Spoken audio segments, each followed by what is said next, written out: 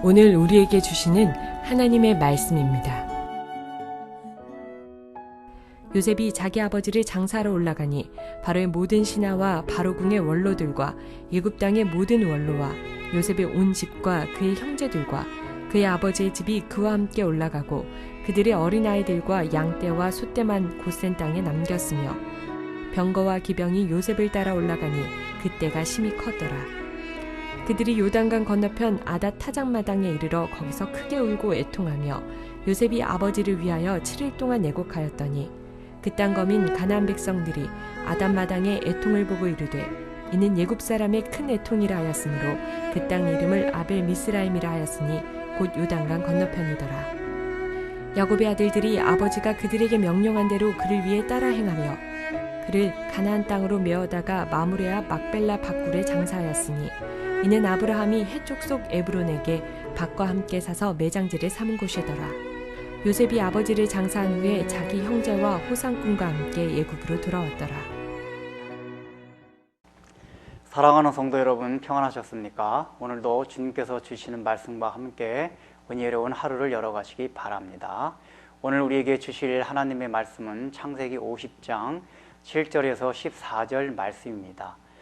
요셉이 바로에게 이제 가나안 땅 막벨라 굴에 야곱의 시신을 장사 지내기 위해서 가야 된다는 보고를 한 이후 바로 왕은 그에게 큰 은혜를 내려서 모든 애굽의 많은 백성들과 또 모든 신하들, 지방의 모든 장로들이 다 그 장례 행렬에 따라가게 합니다. 여러분, 이것이 얼마나 지금 바로 왕과 또 애굽에서 이 야곱의 죽음을 크게 슬퍼하고 또 그 크게 생각하고 있는가를 볼 수가 있는 것입니다. 앞절에서 살펴보았지만은 70일 동안 백성들이 그를 위해서 애곡했다고 했습니다. 원래 그 당시의 풍습상으로 바로 왕이 죽었을 때 72일 동안 애곡한다고 역사문헌에 나와 있습니다. 그렇다면 70일 동안 했다는 것은 거의 왕의 수준에 한하는 그런 대우를 하고 있다는 것입니다. 국장으로 지금 바로가 지금 야곱의 장례를 치러주고 있는 것입니다. 그래서 이제 야곱의 행렬이 굉장히 화려한 가운데 아주 그렇게 아주 멋있게 그렇게 지금 장려 행렬이 떠나가고 있습니다.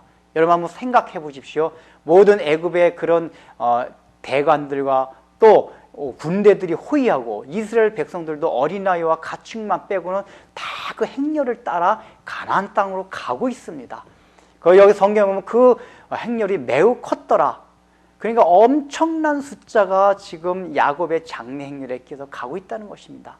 이것은 너무나 화려하고 또 어떤 장구한 그러한 모습을 성경이 보여주고 있는 것입니다. 그런데 한 가지 의문이 있습니다. 지금까지 야곱이 살아온 삶과 그다음에 이 지금 야곱이 죽은 다음에 장녀의 행렬의 화려함은 뭔가 대비가 안 맞습니다. 야곱의 삶은 나그네의 삶이었고 소박한 삶이었습니다. 또한 지금 요셉도 애굽에서 삶을 총리지만 화려하게 살아오지 않았고 검소하게 살아왔습니다. 그런데 이상하게 지금 야곱이 죽은 뒤의 장렬 행렬은 굉장히 화려합니다. 또 성경이 이것을 자세하게 표현하고 있습니다.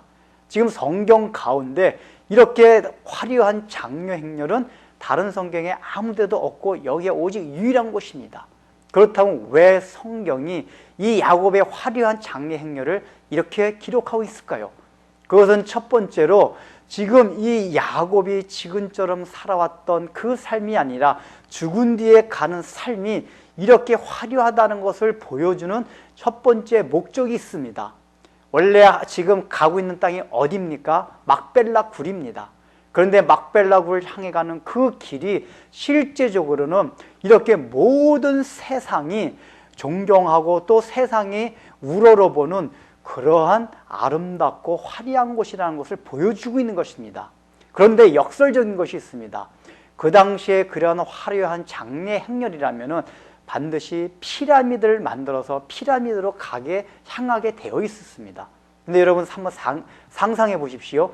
그렇게 화려한 장례 행렬이 가고 있는데 그 장례 행렬의 방향이 거대한 피라밋이 아니라 저 가나안 땅 먼 곳, 그것도 막벨라 굴이라는 어디 총구석에 있는 조그만 굴을 향해서 가고 있습니다. 그 결론이 얼마나 우스꽝스럽습니까? 지금 성경에 표현되어 있지는 않지만은 그 당시 애굽 사람들이나 가나안 사람들은 아마 그 장례 행렬에 대해서 많은 의문을 품었을 것입니다. 아니, 저 사람들은 이 정도의 장례 행렬과 바로 왕의 허락한 국장 같으면은 큰 피라미드를 만들어 가지고 거기에 장사를 지내지 왜 이렇게 먼 곳을 향해서 또 가보니까 그 초라한 막벨락을 그런 곳에다가 장사를 지낼까 하는 의문이 있었을 것입니다. 이것이 지금 성경이 보여주고자 하는 역설입니다. 세상 야곱의 죽음은 막벨라 굴을 향하고 있습니다.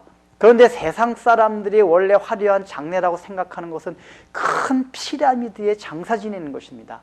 그러나 하나님이 원하신 뜻은 그 화려한 장사가 아니라 초라한 막벨라 굴에 묻는 것이 하나님의 뜻이라는 것을 말해주고 있는 것입니다. 결국은 지금 야곱은 마지막 족장입니다. 그 족장의 막을 지금 내리고 있는 것이 야곱의 지금 장사 지내는 장례 행렬입니다. 그런데 이 족장들 삶이 어땠습니까? 굉장히 이 세상적으로 볼 때 화려한 삶을 살지 않았습니다. 그런데 세상 사람들은 그런 걸 볼 때 의문을 품을 수도 있습니다. 막벨라굴에 묻히는 것이 바로 족장들의 삶의 궁극이고 결국이었습니다. 그럼에도 불구하고 역설적으로 그 삶이 바로 너희들이 생각하는 이 화려한 그런 행렬과 같은 그 삶이 될 것이란, 그거보다 더 이상의 그 우리가 생각할 수 없는 그러한 화려함이 있는 것이 바로 막벨라 굴에 묻힌다는 것을 보여주기 위한 것입니다.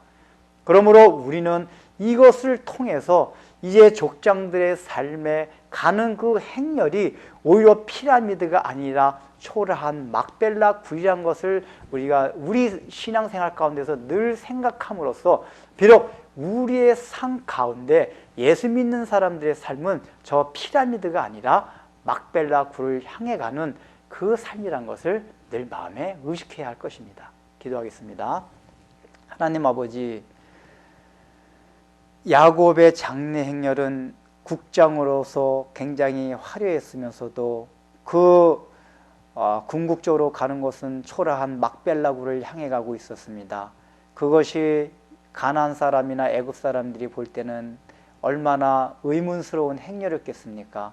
그들이 생각하듯이 그 정도 국장이었으면 거대한 피라미드로 그 행렬이 갔어야 할 텐데 그 끝이 초라한 막벨라 굴이란 것을 생각하며 우리의 족장들의 삶이 그러한 막벨라 굴을 향하는 삶이었고, 또한 역설적으로 그 막벨라 굴을 향하는 그것이 초라한 곳이라 할지라도 엄청난 화려함이 있는, 그 화려함을 넘어서 우리가 생각할 수 없는 그런 소망이 있는 곳이라는 것을 생각하며 우리의 신앙생활이 세상 사람들이 볼 때 피라밋과 같은 그러한 삶이 아니라 할지라도 막벨라 굴을 향하여 소망 가운데 진군할 수 있는 믿음들을 허락하여 주옵소서.